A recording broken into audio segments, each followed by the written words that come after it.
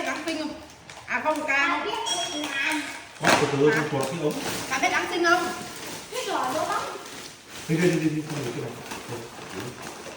Thôi đi ra kia đập theo thử kèo nó ra đấy. Cái quài điện thoại giờ hoa đấy. Ui trời ơi, tự dưng lôi đâu ra được cái quầy ấy, mà giờ nó cầm vào tay rồi, bắt vào lấy ra mà nói.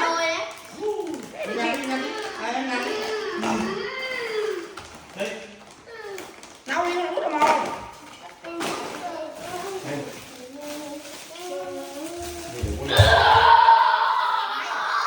Thôi đi lên nhà cũng được. Ngồi lên.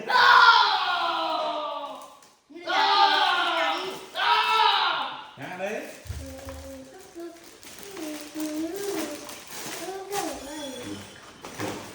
Cho cái này cầm. Đường mang hình như mang đủ số lượng. Bỏ ra xong rồi này cắm ống hút vào đây là thôi. Hình như mang đủ số lượng luôn đó. Nhà đấy đi mà. Đi bốc. Đây này thì.